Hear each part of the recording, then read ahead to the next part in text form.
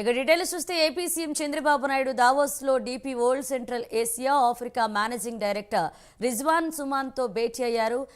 ఆంధ్రప్రదేశ్లో smart container terminal ఏర్పాటుకు ముందుకు రావాలని ఆహ్వానించారు.